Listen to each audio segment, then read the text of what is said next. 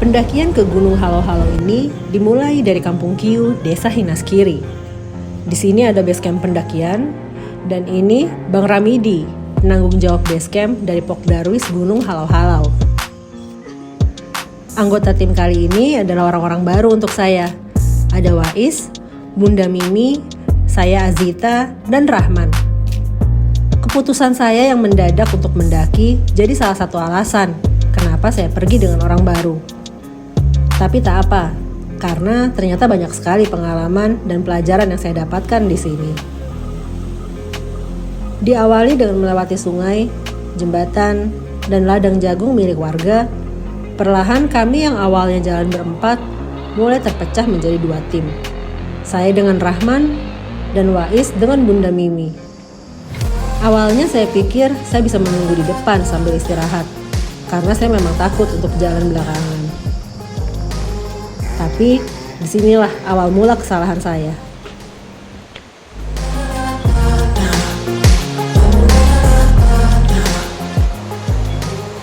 Jembatan ketiga menuju pos 1. Ini kayu-kayunya lumayan licin dan goyang-goyang gitu. Jadi kalau kita nyebrang barengan sama orang, kerasa banget goyangannya. Di bawah kita ada sungai.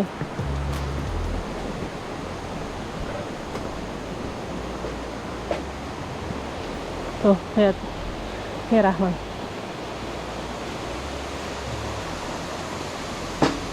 Wih, itu sungainya tuh.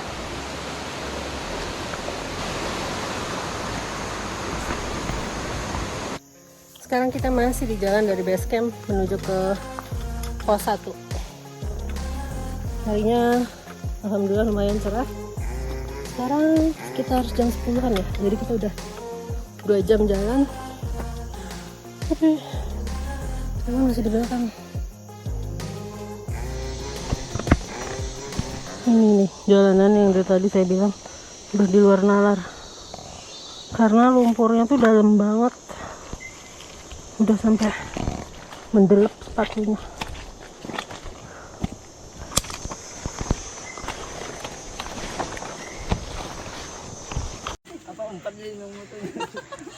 Oh ini, lihat ini kayu manis. Ini belakang.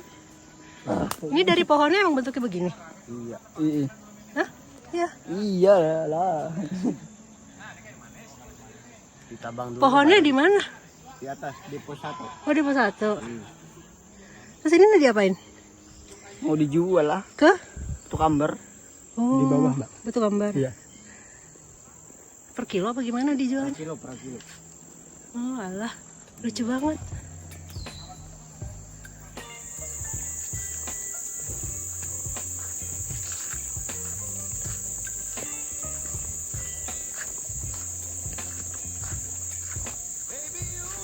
Sekarang kita udah sampai di pos 1, Peniti Ranggang namanya. Jadi dari base camp sampai ke pos 1 itu jaraknya sekitar 4 kiloan, 4 kilo lebih dikit. Tadi kita jalan jam 8 pagi dan kita sampai di sini jam 12 siang. Di sini bisa dilihat ya, ada papan petunjuknya. Dari tempat ini kalau misalnya mau ke Desa Juhu. Desa Juhu itu desa paling tinggi, desa tertinggi di Kalimantan Selatan. Itu ke sini arahnya dia 16 kilo jaraknya. Sedangkan ke puncak Halo-Halo 11,4 kilo. Kalau mau nonstop 12 jam. Terus ada juga air terjun Sungai Karuh, jaraknya sekitar 4,5 kilo. Dan kalau teman-teman udah sampai di pos 1 ini, teman-teman gak usah khawatir karena di sini ada warung juga. Jadi di sini teman-teman bisa beli minum atau makan sebelum melanjutkan perjalanan ke pos 2. Baby, you give me ice and fire.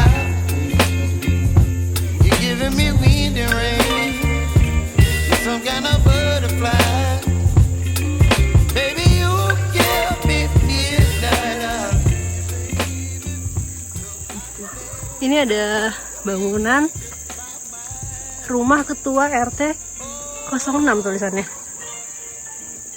Desa Hinaskiri. Nih bangunannya bagus.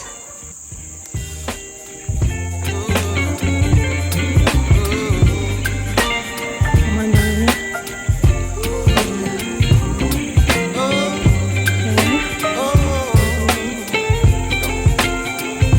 Coba lihat sini.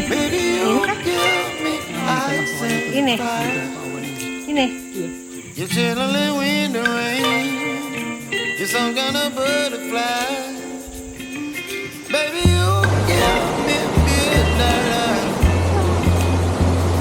You whip up my appetite.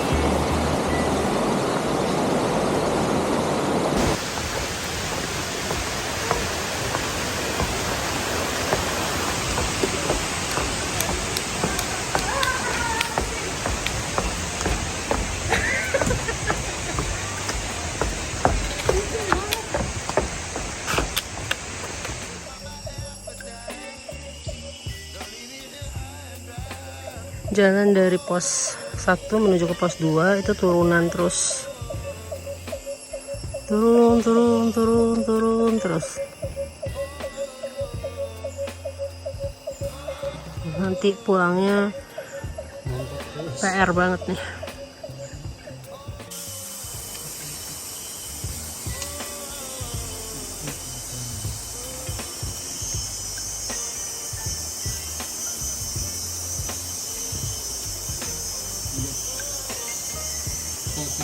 Yuk.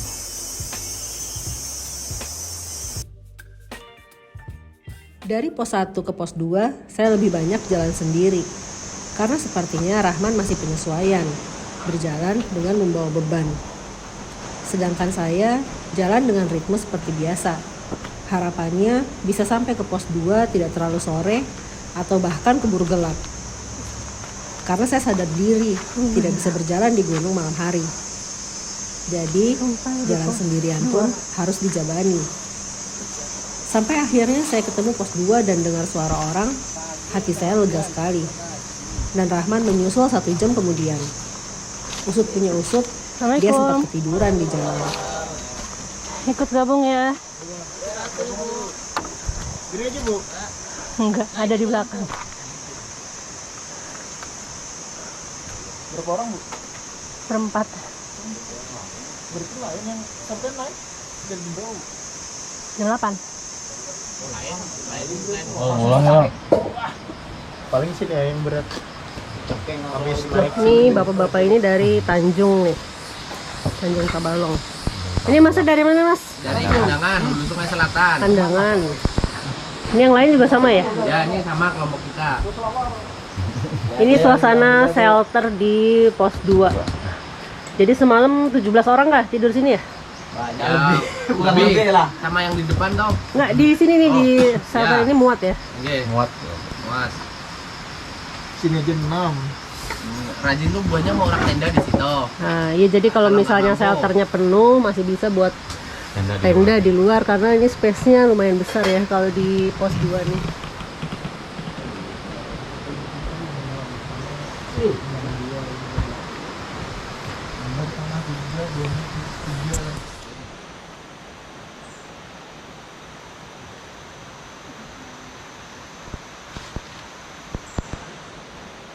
Sekarang kita lagi ada di air terjun Sungai Karu. Air terjun ini adanya di depan pos 2. Jadi tinggal turun 100 meter, naik 100 meter. Teman-teman bisa nikmatin pemandangan air terjun ini. Seru banget.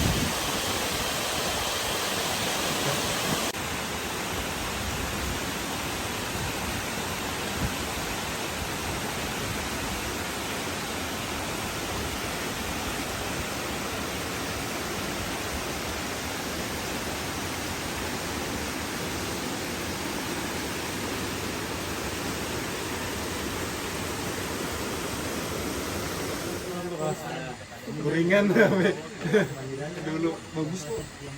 Ya. Tapi ini aja mah nang lu goreng dah. Terakhir sorangan aku dari sini abis maghrib. Tetamu si kakaknya si apa Maidi coba kakaknya yang Sarmidi. Nah, jar kakaknya bulik kah? Wah jarwani nyapang. Padahal nyer naik tuh. Turun aku sorangan, kawanku nih ketinggal 15 menit belakang. Pokoknya melewati 5 jembatan yang arah ke base camp tuh. Sedap. Selamat pagi dari pos 2 Gunung Halau-Halau. Kemarin saya sampai sini jam 4 setelah jalan dari pos 1 itu jam 1. Ada sedikit trouble karena dari berempat ternyata yang 2 nggak bisa nyusul. Jadi malam terpaksa Rahman nyusulin logistik. Dan rencananya pagi ini kita mau jalan ke pos 4 atau kalau memang memungkinkan jalan ke puncak. Untungnya di pos 2 ini rame banget orang yang banyak membantu ya. Jadi alhamdulillah walaupun ada kendala tapi ada kemudahan juga. Pagi ini kita siap-siap dulu packing. Mudah-mudahan perjalanan lancar dan infonya ternyata si Pacet ada di sini. Udah seneng-seneng dari base camp sampai ke pos 2 aman gak ada Pacet, ternyata di sini katanya infonya dari sini ke atas itu yang ada. Nanti kita sedia sovel di jalannya. Di Halau-Halau itu ketinggiannya memang hanya 1900-an ya, 1900-an. Tapi ternyata treknya nggak bisa dianggap remeh ya. Mungkin ini adiknya Bukit Raya kayaknya. Tanya Bang Enda, Bukit Raya kalah di sana ini. Katanya sih Mbak. Gak sesuai harapan. Treknya sih yang gak sesuai harapan.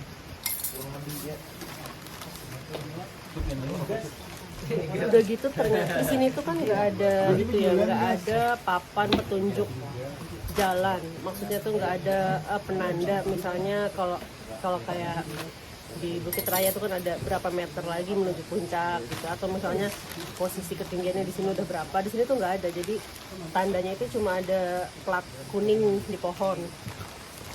Jadi untuk yang belum pernah ke Halau-Halau dan belum tahu jalur ya nggak ada bertanya-tanya sih ya, berapa lama lagi sampai, berapa jauh lagi sampai ke pos berikutnya gitu. Kalau Om Nela ditanya, bentar lagi sampai. Bentar lagi di depan ya. 5 menit lagi, dikit Main aja. lagi. Yang mau naik ke pos 2 masih jauh. Kemarin udah setengah emosi naik ke sini karena nggak tahu berapa jauh lagi kan, Masih jauh nggak ya. ada bayangan. Masih dekat Mbak. Masih jauh ada ya. Datang pos 1 ke sini lewati Sungai 5 aja toh. Iya.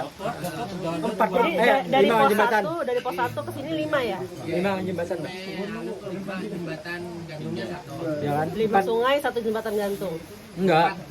4 sungai 1 jembatan Oh, gantung. 4 sungai 1 jembatan gantung. Baby, you give me ice and fire. You're giving me wind and rain. You're some kind of butterfly. Baby, you Jalur dari pos 2 menuju pos 3. Ini langsung nanjak.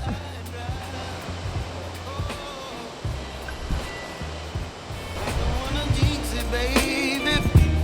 And twist myself at the spine. Don't wanna overthink it, baby. It's just twist your body and mine. Baby, you give me ice and fire. Kalau dilihat-lihat rada-rada mustahil ini. Some kind of butterfly. Baby, you give me midnight. You whip up my appetite. Don't leave me here high and dry. Oh, but I don't wanna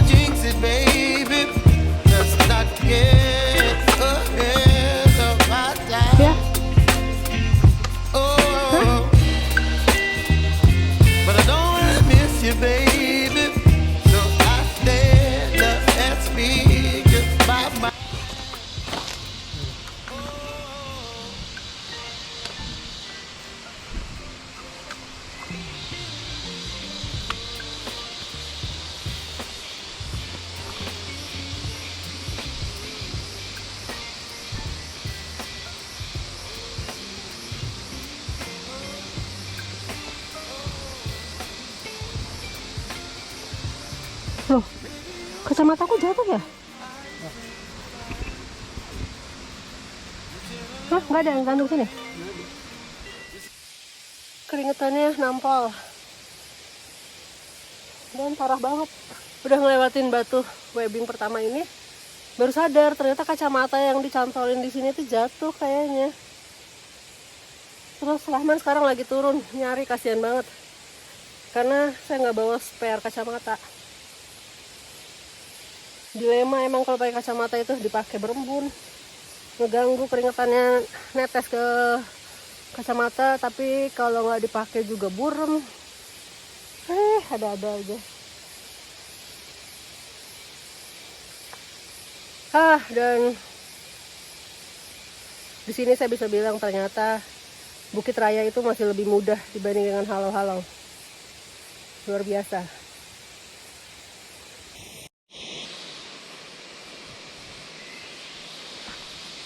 Alhamdulillah Rahmannya datang setelah 40 menit menunggu. Dapat di mana?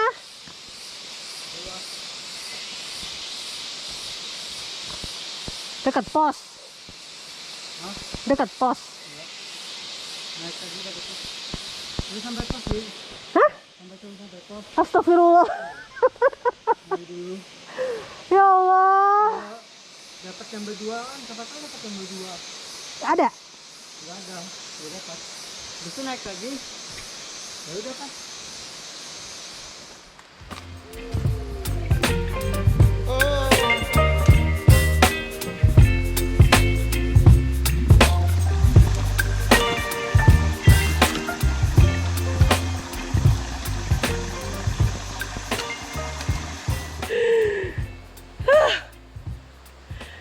Ini tandanya stres atau gimana ya? Tadi kan Rahman udah cari kacamata, udah sekitar 45 menit sampai 1 jaman nunggu Rahman nyari kacamata. Setelah Rahman datang bawa kacamata, terus kan aku taruh di sini ya kan, digantung nih. Ini ada tempatnya. Aku contohin ke Rahman, nih Man, ini ada tempat kacamata. Terus oke lah, sudah, aku pakai kacamatanya. Aku jalan kan, lewatin tanjakan. Sini udah di jalanan datar. Terus udah di jalan datar, aku baru sadar, loh, kok kacamatanya nggak ada di sini? Kacamatanya kemana? Aku teriak-teriak panggil Rahman supaya dia nggak usah jalan terlalu jauh ke sini kan. Aku meminta tolong cariin kacamata. Ternyata kan kacamatanya udah aku pakai ini. Astaga, ya Allah. Ampun.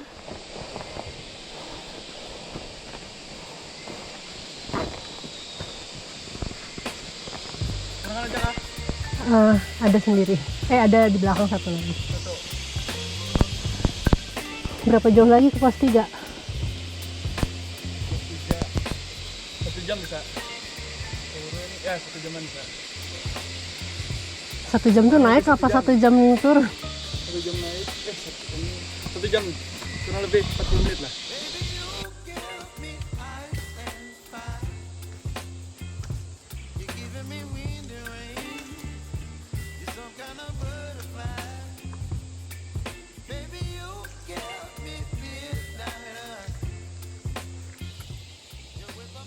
Kita sampai di blok pemelipiran Jumantir. Di situ ada tulisannya hati-hati jalan tebing curam dan kurang lebih 30 menit ke pos 3 Jumantir. Sekarang jam 11.40. Coba kita lihat nanti sampainya jam berapa ya. Mulai dari yang rambu terakhir tadi sampai sini harus hati-hati karena jalannya melipir ke jurang kayak gini nih. Tuh, di bawah sana tuh kan jurang, kita melipir jalannya kecil gitu. Ini si Rahman belum muncul-muncul dari tadi.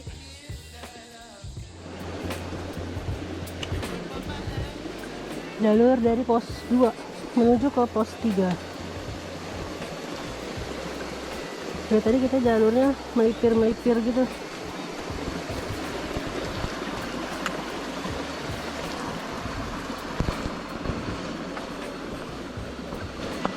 harus ekstra hati-hati karena licin.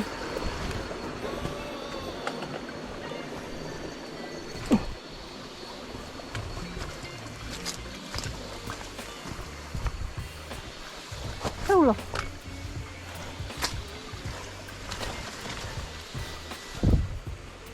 Nah, ada tempat duduk. Tapi ini bukan pos 3 kan? Kalau pos 3 pasti ada tulisannya. Oh, di depan itu kali.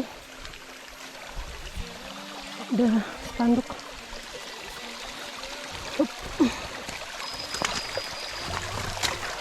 Jadi kita panjang jalan lewatin beberapa sungai.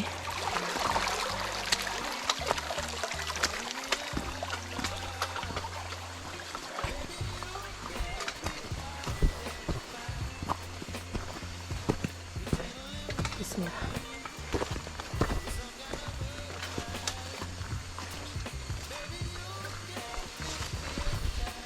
Iya, ini pos 3. Tapi sepi. Nggak ada orang. Assalamualaikum. Pos 3 Jumantir. Jam 12.10. Tepat berarti 30 menit sejak dari yang pelang tadi di pohon di pemelipiran Jumantir sampai sini pas 30 menit. Pos 3 ketinggiannya 943 mdpl. Sekarang jam 12:10. Kita nunggu Rahman di sini aja. Nggak ada kode, nggak ada tanda-tanda. Lagi panas tadi, selesai bikin video, tiba-tiba hujan, nggak pakai rintik-rintik, langsung keroyokan hujannya. Jadi buru-buru ngeluarin flysheet dan masang seadanya. Yang penting barang-barang nggak kebasahan aja dulu. Dan kalau ngeliat hujannya kayak gini kayaknya lama ya. Jadi ini tadi kita udah selesai makan siang. Kayaknya kita mau prepare naik ke pos 4 pakai raincoat. Halau-halau. Hujannya udah sedikit reda, jadi sekarang kita mau lanjut jalan ke raincoat. Kita beres-beres flysheet dulu. Jam 3:30 kita sampai di pintu gerbang. Ini ikonnya Gunung Halau-Halau. Jadi kalau kita udah sampai di sini, artinya kurang lebih 1 jam lagi kita sampai di pos 4. Gerbang arwah. Katanya, tadi kata bapak yang di pos 2 tadi, kalau misalnya lewat sini udah mau maghrib atau senja gitu, jangan kita lewat tengah-tengahnya sini. Lewat sini aja, lewat pinggir katanya gitu. Itu ya kepercayaan orang sini ya. Begitu. Cuma ya karena emang lebih enak lewat sini kali, lurus aja. Sekarang udah jam 5 dan masih belum sampai di pos 4. Ini udah 3 jam jalan dari pos 3 tadi.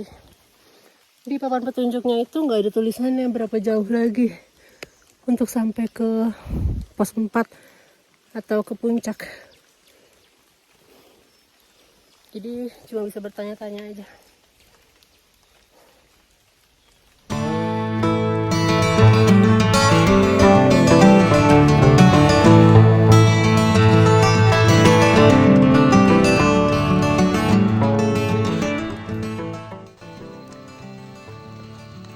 Jam 6:10.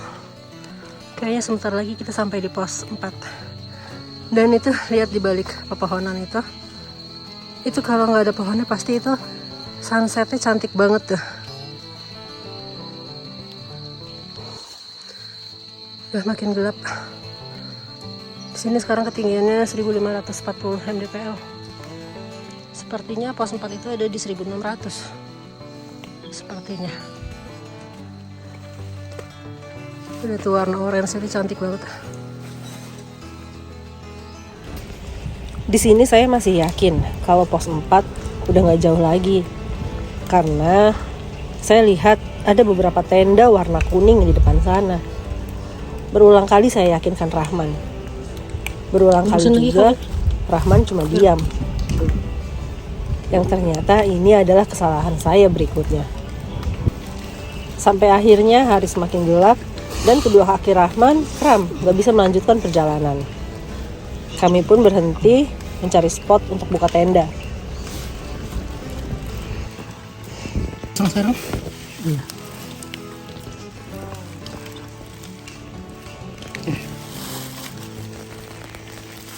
Pasang di bagian yang sakit.